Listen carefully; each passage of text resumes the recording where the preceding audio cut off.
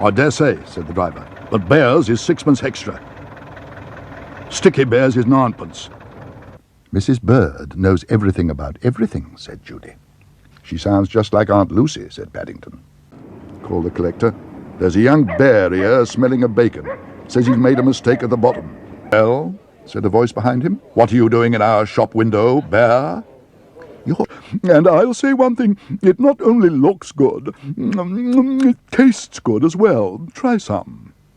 Thank you very much, said Paddington, but I think you'll find it tastes even nicer if you stand it the right way up. And Mr. Brown's was because he hadn't wanted to do the job anyway. Picture of a bumblebee taken by local bear, both very rare. What am I bid for this old highwayman's pistol? Called the auctioneer. Once the property of Dick Turpin. I think I might try for that, whispered Mr. Gruber. I've been after one for ages. One thing the article hadn't mentioned was how to carry a sheet of plywood and a box of tools at the same time. If it had, he might not have bumped into the Browns' neighbour, Mr. Curry. Never been so insulted in my... What's this? I'm sitting on something sticky. Oh dear, said Paddington. That's my disappearing egg, Mr. Curry. It must have reappeared. Perhaps, said Mr. Gruber, you ought to disappear for a while, Mr. Brown, and while you're... That's funny, said Mr. Brown. There's a great big white thing suddenly appeared in the rockery. It wasn't there just now. A white thing, Mr. Brown, said Paddington innocently. Perhaps it's a snowball. In midsummer? That bird doesn't seem to think much of it, said Mr. Brown. It's just broken its beak. Oh dear, said Paddington.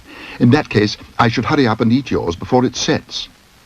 Before it sets, repeated Mr. Brown. Yes, said Paddington. I'm afraid I've been having trouble with my dumplings, but don't worry. I've got some spare mixture under my... At least, I think if you'll excuse me, I'll just go and put my head under the tap.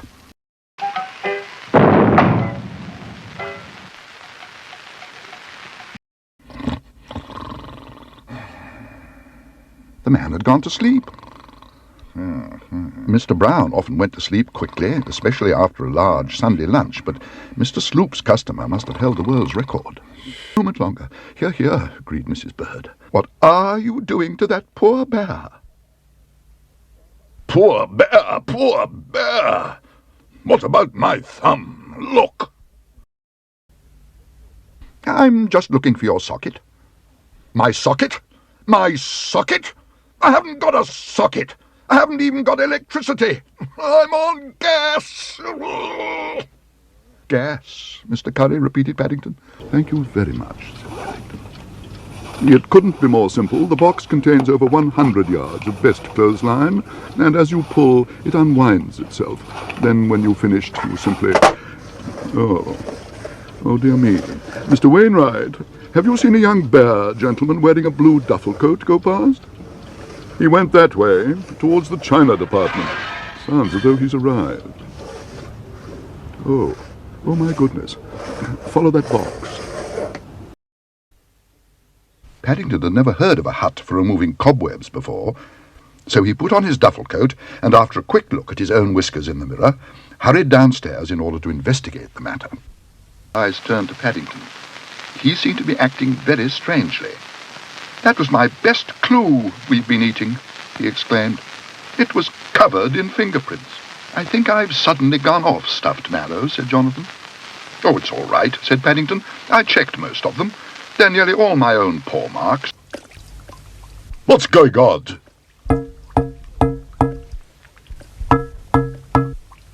What's all that hammering? I'm very sorry, exclaimed Paddington. I thought you were a waxworks like everyone else.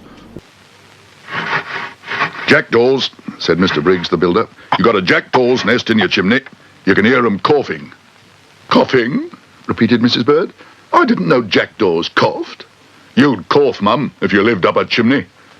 I'm afraid this will leave him with a bare patch for a week or two, but a strict diet of marmalade will soon make it grow again. Perhaps I could glue it back on with some more toffee, said Paddington hopefully. If you don't mind, said Sir Mortimer, I shall keep it. I've never had a bear's emergency before, and I'd like to have this fur framed. Fancy choosing maths, exclaimed Jonathan. Knowing that bear, it may be a wise choice. He keeps his accounts very well. Oh! Bear, I've just slipped on your marmalade sandwich. I've hurt my leg. Now I shan't be able to play. Perhaps I could do it instead, Mr. Curry. Your old club is just the right length now. Ah! Mr. Curry sat up holding his leg. He looked as if he had a lot more to say, but fortunately his voice was drowned by a passing train. Now, 1, 2, 3, go. Stop, said Paddington. Very good, said Mr. Hines. Very bad, said Paddington eagerly. Now, look here. Look there, cried Paddington. He broke off and gazed at the doctor. Can't you think of any more words, Mr. Hines, he asked. Mr. Hines decided to have one more go. White, he said, more in hope than in anger. Black, said Paddington. Big, small, fast, slow, fine, wet. Mr. Hines began to look better pleased. Well, he said, we've nearly finished. We've only just started, cried Paddington. No, we haven't. Yes, we have. No, no, no! Yes, yes, yes! You stop, yelled Mr. Hines. No, I won't, cried Paddington, falling off the couch in his excitement.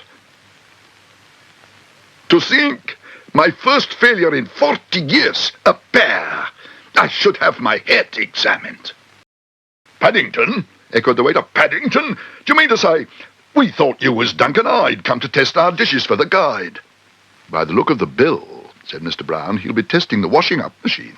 Gosh, said Jonathan, it's over £17. There's £2 for a peach surprise, said Judy. I've got another surprise, said Paddington unhappily. I've only got 5p. The Browns were in the middle of breakfast when Mrs. Brown suddenly let out a cry. Good gracious, I've just remembered it's Mr. Curry's birthday today. Mr. Curry's birthday? I didn't know Mr. Curry had birthdays. Everyone has birthdays, said Judy. Even Mr. Curry. I don't suppose the postman will be overworked. I can't imagine there being many cards. To Gruber, you'll be able to wash Mr. Brown's stains off after all. He can start afresh when he gets back. 1 measly penny for clearing a whole garden, exclaimed Jonathan. There's no justice in this world. Oh, I don't know, said Judy. Perhaps there is. Look. Bear, bellowed Mr. Curry, did you shut this door? You've locked me out of my own house. Soon the whole house was awake. I'm as patriotic as the next man, grumbled Mr. Brown, but I draw a line when bears start playing the national anthem at 6 o'clock in the morning. There's no need to stand to attention, Henry, said Mrs. Brown. I'm not standing to attention. I'm stuck to the floor. Look. Do you swear? Paddington gave the man a hard stare. Never. My Aunt Lucy taught me not to. But if the poster looked interesting, the view through the fence was even more exciting. And he couldn't wait to tell his friend all about it. Don't all move at once. If you ask me, we ought to try artificial respiration first. Artificial respiration? Exclaimed Paddington hotly. I'd rather have the real thing. I'm sure Mr. Brown won't mind paying for it. Oh, help! I told you not to sit up. Now you've had a relapse. I haven't had a relapse, exclaimed Paddington. I've lost my hat.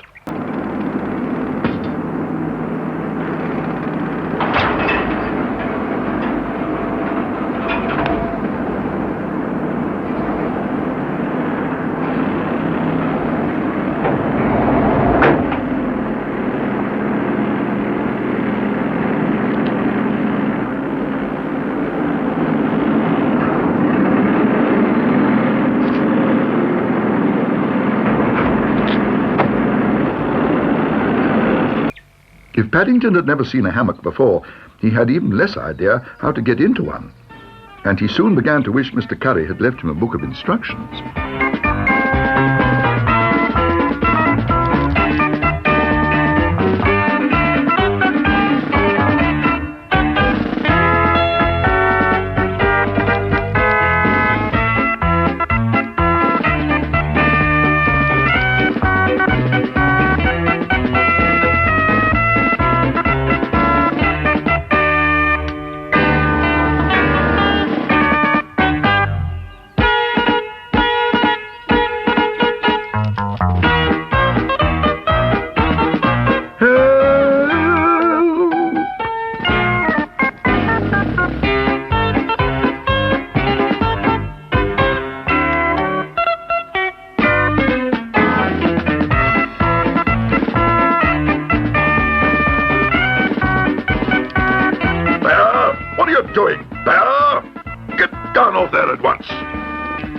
Oh, dear.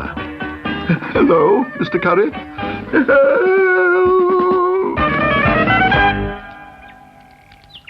Bear! What have you done to my hammock? Come back, Bear! He was wrong, but as he came through the arch, the beef-eater called out to him, "Where do you think you're going with our ravens, young fella, me bear? Look, they're all following you. We can't have that and risk having the place fall down. I'm afraid you'll have to stay here until we've decided what's best." Gosh, fancy Paddington being sent to the tower. Burnt? You've burnt my note? I shouldn't eat that fish if I were you. It's off. Off? Doesn't smell too bad to me. At least, what do you think, Muriel? I heard the chef tell one of the waiters. They've run out of fish, so he had to step on it. The chef's stepped on it? I expect he wanted to make it go further, said Paddington. Disgusting, called a man at another table. Couldn't help overhearing what you said, Bear, and I must congratulate you. Smart bit of work. That's all right, said Paddington doubtfully. It's more than all right. We might have been poisoned. Chef actually jumped up and down on it, so I hear, added a third man. Ground it in with his heels. I'm going, said his companion, and I shan't leave a tip. I shall give it to that bear. I think he deserves it. It's a pity there aren't more about like him. That one looks a bit like Napoleon, said Jonathan. That one looks like Napoleon going somewhere, said Mrs. Brown. And that looks like Napoleon coming back again, said Mrs. Bird. Talking.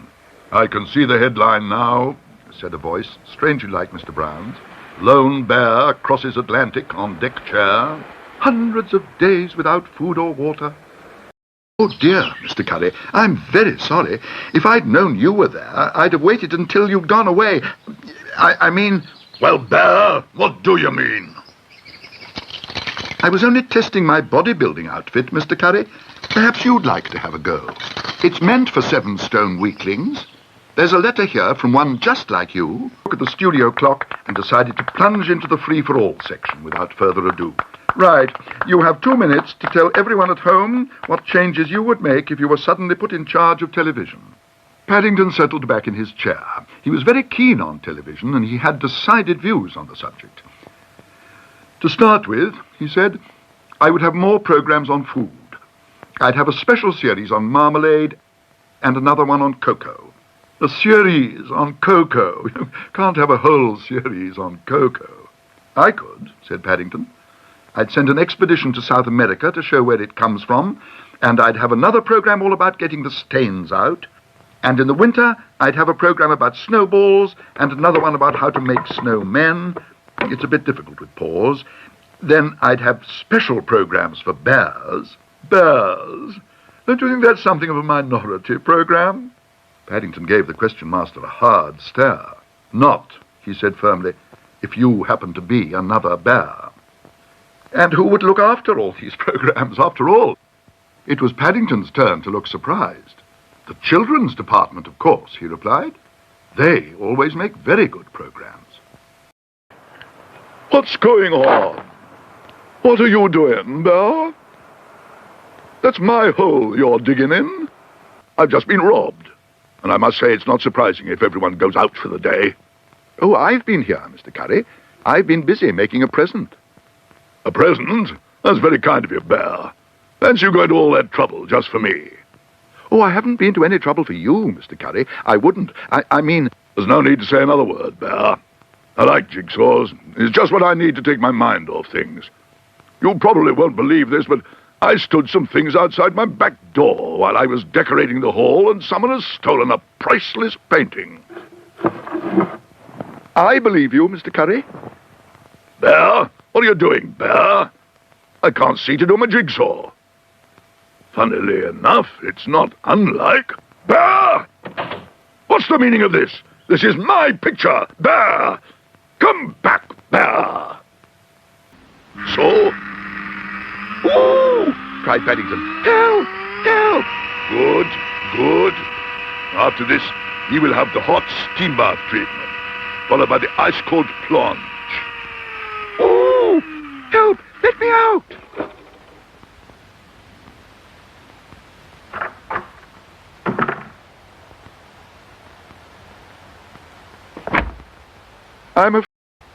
I'm afraid you can't stay there. Someone may trip over you. I think so, he announced. I've been having trouble with a peacock. At least, I think I have. A peacock? The Browns looked at each other. Sometimes there was no telling quite what was going on in Paddington's mind. Perhaps you'd better go to sleep again, said Judy. We'll set the hammock up again. Paddington considered the matter for a moment.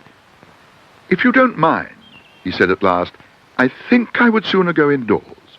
Mr. Curry's due back in my dream any moment now, and I'd rather not be there when he arrives. Thank you. £5? Help! Oh, dear, Paddington, I think you've lost your marmalade sandwich. Look. Must you bring sandwiches to the theatre? Asked Mr. Brown.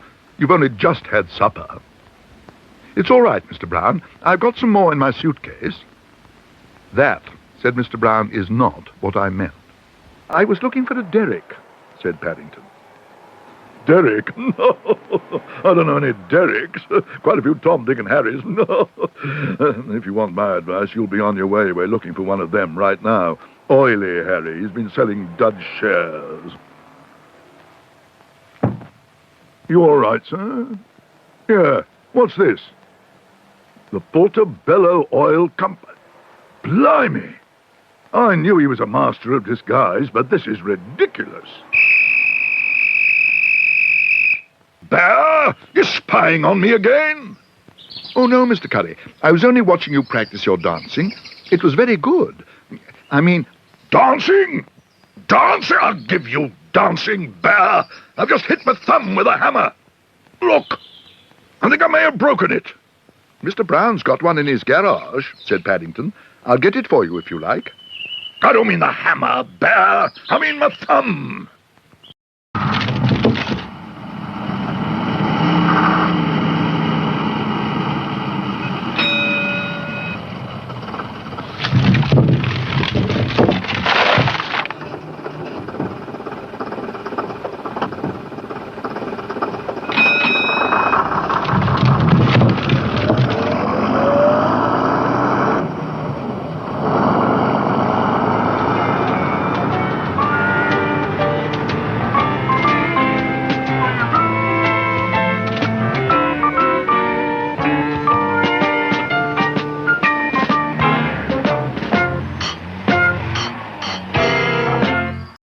All you need is a marmalade sandwich and a frying pan.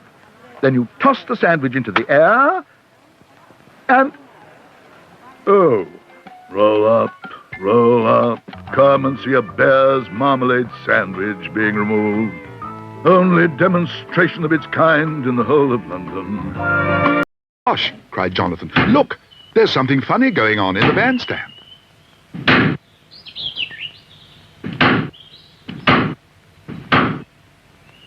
Whatever can it be? Asked Judy. Good afternoon, everyone, said Paddington. I'm looking for Mr. Schubert, and I'm afraid I got locked inside the bandstand by mistake.